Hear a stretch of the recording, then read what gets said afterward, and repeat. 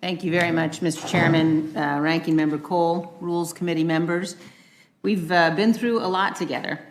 We're not just colleagues, we're friends. And I've served with a number of you on this committee for 2 years when we were in the majority. I could not have imagined then that we would meet again like this. A year ago today, the election was still a couple of weeks off. We all knew that it would be a tight race, but none of us, I imagine, anticipated that President Trump, or any president, frankly, would simply reject the outcome of that vote. Of course, President Trump had the right to challenge the outcome in our state and federal courts, which have an appropriate and constitutional role in resolving election claims. But what he did thereafter had no precedent in our history. He rejected the court's rulings in dozens of cases, including the rulings of judges President Trump himself appointed. He rejected what his own Department of Justice officials told him over and over again, that they found no evidence of widespread fraud sufficient to overcome the election results. He rejected the conclusions of both the Department of Justice and the intelligence community when they told him that the Dominion voting machines had not secretly changed the outcome of the election.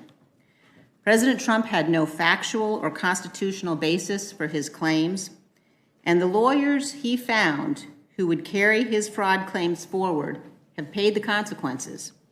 Rudy Giuliani's license to practice law has been suspended, and Sidney Powell has been sanctioned by a federal judge.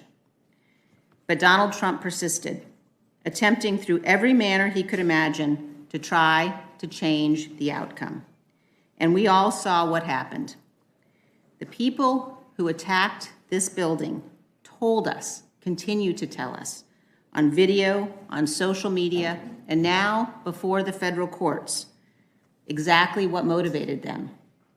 They believed what Donald Trump said, that the election was stolen and that they needed to take action. The Select Committee has critical work to do to get all of the details, and today we are here to address one witness, Steve Bannon. I urge you all to watch what Steve Bannon said on his podcast on January 5th. The chairman just quoted parts of it, and it is shocking. He said, "All hell is going to break loose tomorrow. We are coming in right over the target. This is the point of attack we have always wanted." He said all hell would break loose on January 6th, and he was right. Ask the over 140 Capitol police officers who fought for hours and were injured. And there is no doubt that Steve Bannon knows far more than he says on that video. The American people deserve to know what happened. They deserve to hear him answer these questions. Mr. Bannon has written to us suggesting that he's relying on the fact that President Trump wishes to assert executive privilege for his communications with Bannon regarding the planning for January 6th. We do not believe any such privilege claims are appropriate. And even if such privilege existed, it is still not absolute or unqualified. We are confident that we will prevail on these privilege issues. But there is a more important and more fundamental point here. The vast majority of what we need from Mr. Bannon is not even conceivably subject to an executive privilege claim. Mr. Bannon is using privilege as a pretext for not appearing at all and for producing absolutely no documents of any kind. That puts this institution's authority at significant risk, not just here and now, but in all future investigations. Criminal contempt is the appropriate response in these circumstances. At this moment, it is not just the institution of Congress's authority that is at stake. The potential harm to the foundation of our republic is far more significant. In the past week, President Trump has openly urged millions of Republican voters not to vote in 2022 or 2024. He's urging them to abandon our democratic system.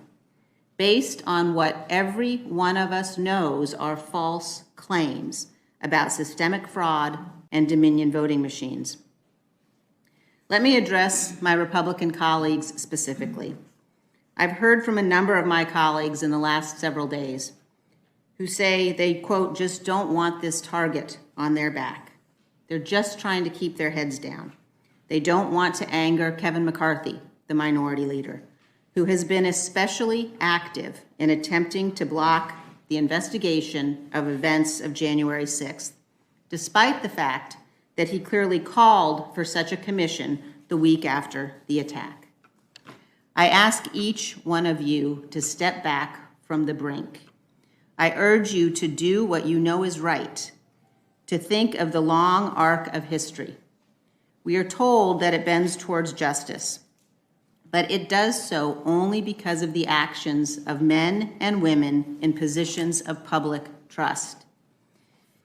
In many nations, democracy has failed because those with authority would not act to protect it, because they sat in silence. History will judge those of us in positions of public trust.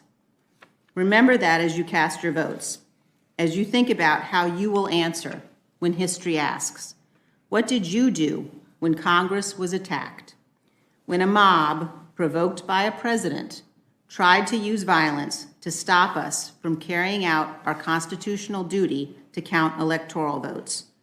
When a mob, provoked by a president, tried to overturn the results of an election? Will you be able to say you did everything possible to ensure Americans got the truth about those events? Or did you look away? Did you make partisan excuses and accept the unacceptable? This contempt citation is crucial to our investigation. Witnesses cannot simply ignore congressional subpoenas when they prefer not to attend. We must do everything possible to understand that dark day in our history and to ensure, through potential legislative and other actions, that such a thing